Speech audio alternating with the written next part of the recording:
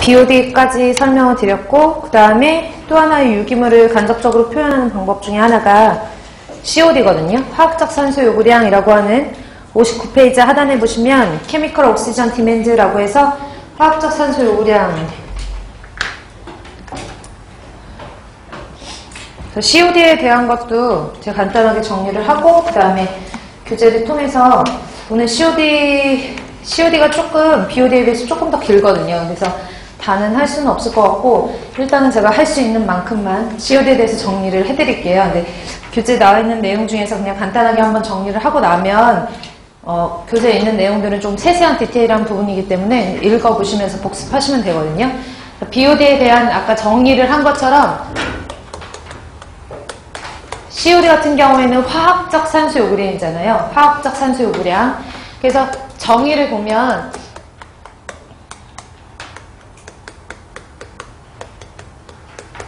앞에 BOD는 수중에 물속에 유기물이 있으면 그 유기물을 누가 호기성 박테리아나 호기성 미생물이 산화 분해할 때 소비하는 한수량이라고 말했죠. 근데 예를 들어서 유기물이 있는데 그 유기물이 미생물이 잘 분해를 못하는 유기물이에요. 그러니까 미생물이라고 해서 모든 유기물을 다 분해할 수 있는 게 아니라 미생물이 분해를 잘하는 유기물이 있고요. 미생물에 의해서 분해가 잘 안 되는 유기물이 있거든요. 그런 경우에는 미생물이 분해를 잘 못하는 경우에는 미생물보다 조금 더 산화력이 더 큰 무엇인가가 필요하잖아요. 그래서 약품을 쓰는 거예요. 그래서 수중에 있는 유기물을 아까는 호기성 박테리아가 산화분해하는데 얘는 화학적인 약품을 이용하는데 그 약품이 산화분해를 미생물처럼 똑같이 산화분해 해줘야 되니까 산화제라는 약품을 쓰는 거죠. 그래서 수중의 유기물을 화학적 산화제를 이용해요. 산화제를 이용하여 산화하고 분해할 때 잘 생각해 보시면 유기물이 있잖아요. 그 유기물을 산화분해하기 위해서 화학적인 산화제라는 약품을 넣어준단 말이에요. 그러면 유기물이 분해되면서 산화제는 유기물이 많으면 산화제를 더 많이 넣어줘야 되겠죠. 그쵸? 원래는 COD의 의미는 수중에 있는 유기물을 화학적 산화제를 이용해서 산화하고 분해할 때 소비하는 거는 산화제거든요. 소비하는 산화제의 양인데 만약에 이게 산화제가 아니라 산소였으면 얼만큼 정도를 산소를 썼을까라고 해서 산화제가 들어간 양만큼 산소의 양으로 단위환산해주면 그게 COD예요. 아시겠어요? 아까 전에 BOD 같은 경우에도 산소 쓴 만큼 유기물이 있겠다라고 가정을 했잖아요. 얘는 산화제가 들어간 만큼 만약에 산소였으면 산소는 이만큼 썼겠다라는 의미가 COD거든요. 그래서 소비하는 산화제의 양을 산소의 양으로 환산한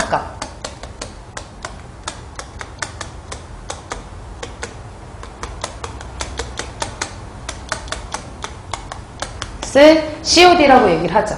COD 같은 경우에는 측정을 할 때 BOD는 아까 20도씨에서 5일간 배양을 한다 그랬잖아요.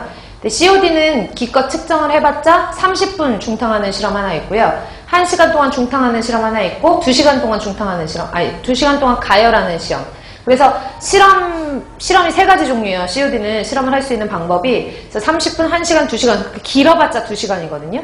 그러니까 측정 시간이 상당히 짧고 조금 더 정확하다라는 장점이 있어요. 약품을 사용하다 보니까 BOD 같은 경우에는 미생물의 어떤 활성도에 따라서 값이 틀려질 수 있거든요. 무슨 말인지 가세요? 그러니까 미생물이 팔팔한 젊은 미생물들이 있는지 아니면 이렇게 얘기하면 안 되는데 좀 병든 미생물들이 있는지에 따라서 유기물이 있는데도 불구하고 미생물들 팔팔한 미생물들이 있다 그러면 분해하는 속도도 빠르고 분해율이 많을 거 아니에요.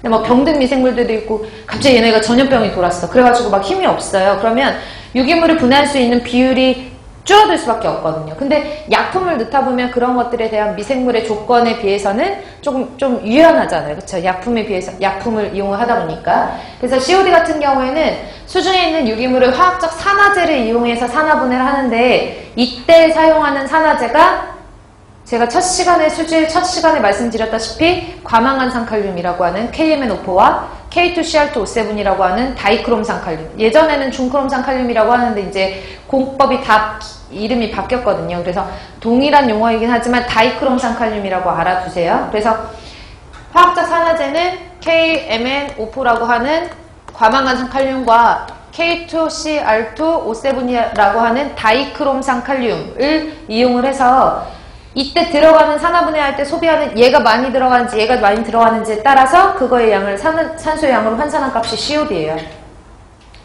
되셨나요? 그래서 COD를 표시를 할 때도 마찬가지로 ppm으로 표시를 하고요. 미리그램 퍼 리터라고 하는 ppm으로 표시를 한다라고 알고 계시면 되고, 간단하게 이제 측정 방법에 대해서는 뒤에 가서 다시 한번 교재 다 나와 있는데, 제가 측정 방법에 COD를 측정하는 방법에 대해서 간단하게 설명을 드리면, 그래서 이제 공부를 좀 어느 정도 환경공학에 대한 공부를 조금 하셨던 분들이나 아니면 전공을 하셨던 분들은 COD에서 COD 망간법, COD 크롬법 이렇게 들어보셨을 거예요. 그러니까 COD 망간법이라는 것은 과망간산칼륨은 산화제를 사용해서 과망간산칼륨이라는 산화제를 사용해서 산화분해할 때 소비하는 과망간산칼륨의 양을 산소의 양으로 환산한 값을 COD 망간법이라고 얘기를 하는 거고, COD 크롬법은 다이크롬산칼륨이라는 산화제를 이용해서 COD를 측정하면 COD 크롬법이라고 얘기를 하는 거예요. 근데 두 가지 비교를 했을 때 산화율, 그러니까 똑같은 유기물이 100 있다라고 하고 얘를 하나는 과망간산칼륨, 하나는 다이크롬산칼륨으로 분해해 라고 해서 약품을 넣었어요. 누가 산화 분해하는 비율이 크냐 하면